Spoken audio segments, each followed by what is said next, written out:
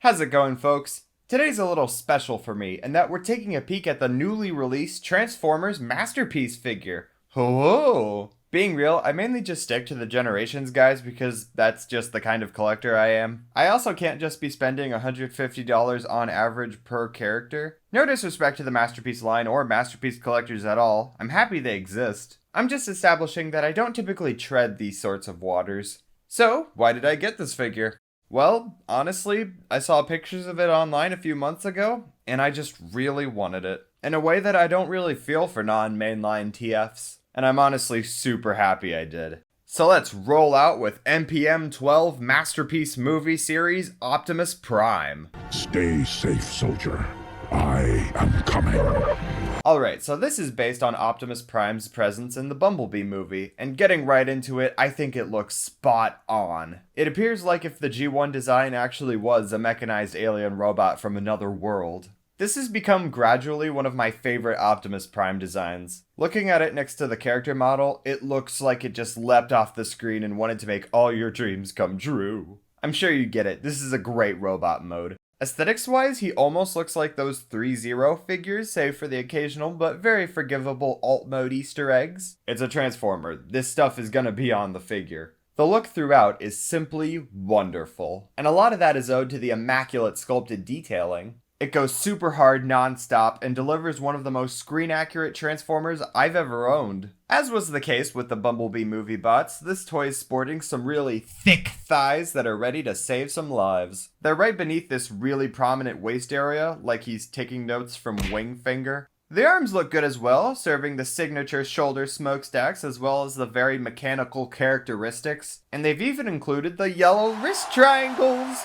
The stomach section is steering straight into Sculpt City, and the way the chest windows look on this figure is just beautiful. The screw bumps, the blue translucent plastic showing a hint of the sculpted detail inside, the chest eyebrows, and the windshield wipers. Me, Grimlock, know all about wipers. It all comes together fabulously. Probably better than any Prime figure I've ever handled. And that, I believe, leads us to the head sculpt, which overall looks really good. I suppose I would have preferred it to be a bit more rounded, particularly on the sides, but overall I still think it works for what it's going for. I like the shiny look of the gray bits and the hard work done on the little details that really evoke this version of the character. The antennas, or antennae, as well as the smokestacks are made out of a softer, more pliable plastic, so that way parents can't sue Hasbro for little Timmy stabbing his eyes out. Some people might grumble about this, but I'll allow it. This toy also utilizes light piping, which I believe is unusual for a masterpiece, right? I think I'm right. But yeah, on my copy, it's only a bit noticeable under certain lighting conditions, which is a bit of a shame, and it kind of gives off the impression of being a bit sad. All around me are familiar faces. Even despite those nitpicks, I still think the head does its job well enough for me. And it's totally got that recognizable look of being this authoritative, charismatic, kindly leader who you'd want to follow. The paintwork's also doing a lot for this toy as well. The metallic gray really makes it pop way more than it otherwise would. The silver looks friggin' metal in more ways than one. And I appreciate the very subtle weathered paint apps on the thick, luscious thighs as well as the deliberate paint scratching on the feet. That right there is a level of detail you have to respect. I am making these decisions for you. Giving the accessories a glance, Prime comes with this big, beautiful, black, bulky blaster which can be wielded wonderfully by tabbing it into the slot on his hands. But if you're not feeling that, you can simply fold it up and store it on his robo-cake.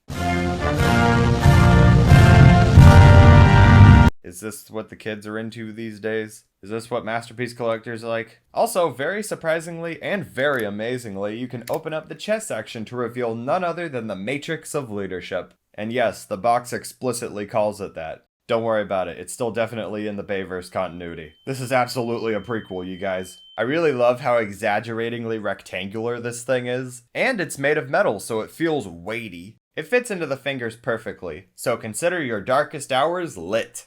Unlike the Matrix though, the accessories on this figure are noticeably pretty light. However, I'm actually really thankful for that, honestly. I feel like a lot of Masterpiece figures come with way too many niche, hyper-specific accessories that most people will never use. Like, if you spent $500 on an Optimus Prime figure only to display it with the Starscream head, I don't think you should be allowed to vote. So I'm more than on board with the minimal baggage here. I mean, more accessories would have just made the figure more expensive for something I'd probably just keep in a drawer forever. It's not like Prime had enough screen time to even have character-specific accessories, but these extras serve their purpose more than satisfyingly, aided by the diverse and alluring articulation. You can make him pose up all the stances you'd want from your average MP, all accompanied by a concert of riveting ratcheting.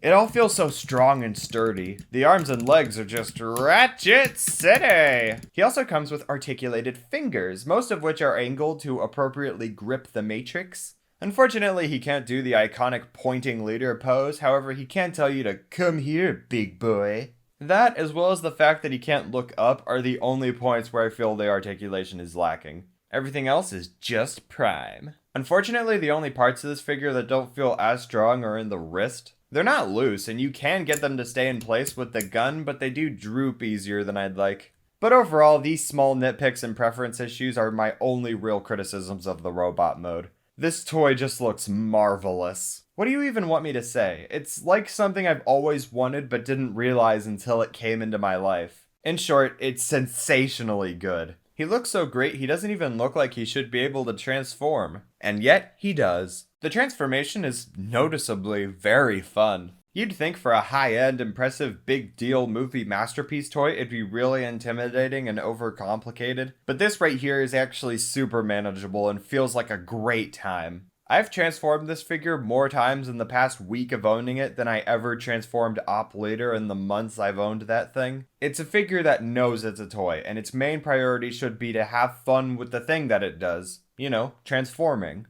Rotating the upper arms into place can be a bit tough, but it's far from difficult, and that's the only part that's somewhat of a hurdle. I've had deluxe class figures with more frustrating transformations. Overall, it's a great conversion.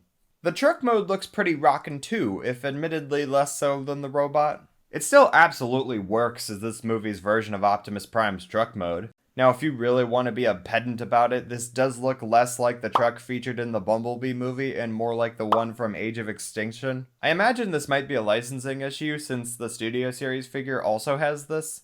But honestly, who cares? Not me. It's a red and blue 80s truck with a white stripe and a flat front, and it's definitely immediately recognizable as Optimus Prime to me. So, no problems there. Overall, this front cab section actually looks really good. Like a tough-as-nails steel sentry of the open road. Adore the picked-out silver details on the wide grille and headlights, and I'm ultra impressed with the subtle sculpting on the individual grille rivets and the slight truck bolts. Also love the unapologetic visible red Autobot symbols. I don't know if he had this in the movie, but it's totally in character. And you don't really see stuff like this on a movieverse toy. I guess we can now address these hilarious cat ears now. I mentioned these in my Kingdom Soundwave review. Oh my god! They turned Optimus Prime into a cat boy! And like, yeah, in pictures they do look hella strange. Like, did they just run out of budget? I'm sure there's gonna be some upgrade kits coming in the near future. But in person though, I actually think these aren't too bad. They definitely don't ruin it for me, and you can't say they aren't good for a laugh. More like, Optimus Prime. Personally, I find them less distracting than this massive back section. I don't know what trucks look like from this angle, but this does look a bit inelegant, even if this section does transform rather cleverly. It doesn't bother me too much though, since this area just kind of always ends up looking like Optimus Prime's legs barely concealed. I just kind of accept it on Prime toys. There aren't many examples where this back section of a Prime figure actually looks fully accurate to a real-world truck anyways. Plus, it's about on par with MP-44's back section, and that figure's 4 times the price of this one, so it's a-okay with me. This truck also rolls wonderfully, smooth like glass. Speaking of glass, I am now going into a tangent that I'm going to call Ranting About Windows. The translucent blue plastic looks great, and it seems strong enough that I'm not too worried about it stressing. And I kinda love that they chose to make the windows blue. Like, yeah, it isn't extraordinarily real-world accurate to an actual vehicle, and even some of the promo pics showed it off with grayish-black window Boobies. But why wouldn't you want a touch of vibrance in your day? So big picture, this is a pretty good truck mode. It's not the greatest Prime truck mode ever, but for a figure with as breathtaking of a robot mode as this one, I'm just pleased that the alt mode is passable. It does its job, and it works for me. So that's movie masterpiece MPM-12 Optimus Prime. What do I think of it? Well, truthfully, I love this figure. I mean it, this has to be one of my favorite Transformers toys of the year. I'm amazed that for being a modern masterpiece figure, it succeeds at being such a thoroughly impressive display piece, as well as a completely enjoyable toy that you'd want to mess with. This kind of gives me the same feeling as when I was a young child playing with Revenge of the Fallen Leader Class Prime, but with more articulation, features, and metal. I'm just head over heels for this toy. It puts the fun first and it's thoroughly unpretentious in its endeavors. It's kind of inevitable to compare it to Toy World Freedom Leader, the other MP-style Bumblebee movie Optimus Prime kicking around. And while I don't have that figure, it seems like exactly the kind of thing that turns me off from third-party masterpieces cranked up to 1,000,000, an overcomplicated, overcompromised, convoluted carnival of confusion. F***ing hell, oh my... But this right here, this is what I look for in a masterpiece. It's a big, impressive spectacle of a toy that's so much fun, doesn't get too caught up in its advanced engineering, and just lets you enjoy yourself. This is Optimus Prime in both the looks and the feels, and he can light your darkest hour any day. So thank you a lot for watching, and stay Prime, sunshine!